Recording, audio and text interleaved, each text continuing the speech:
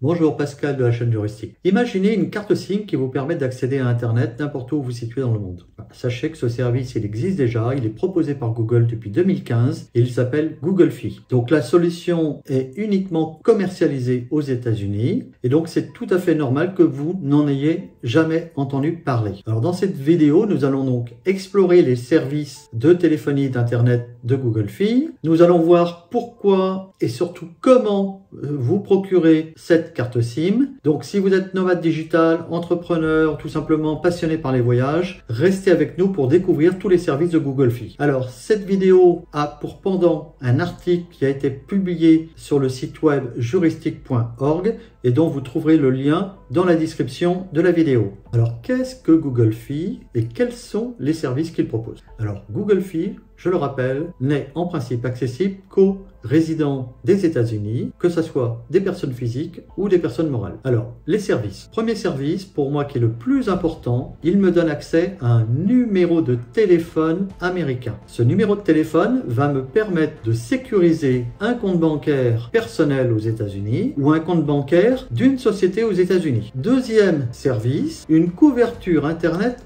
mondiale sur plus de 200 pays et y compris des pays qui ne sont pas des amis des États-Unis. Troisième service, des téléphones à des prix avantageux, des téléphones Google ou des téléphones d'autres marques de type Android. Alors pourquoi choisir la solution de Google Fi alors qu'en principe ce n'est réservé qu'aux Américains? Alors je vois trois cas de figure.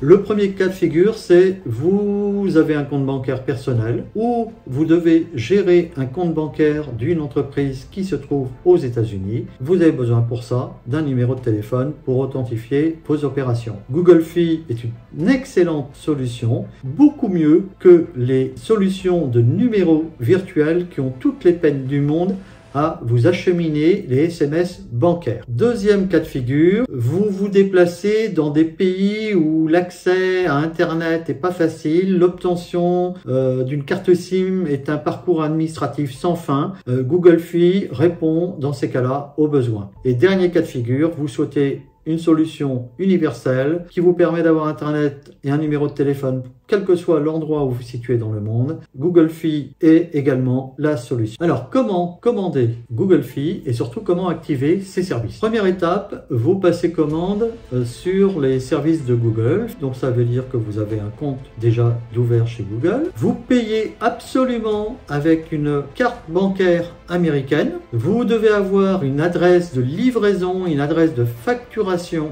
aux États-Unis. Et dernier point, une fois que vous êtes fait rapatrier en Europe ou n'importe où dans le monde cette carte Google Fi, vous devez aller aux États-Unis pour activer physiquement cette carte SIM.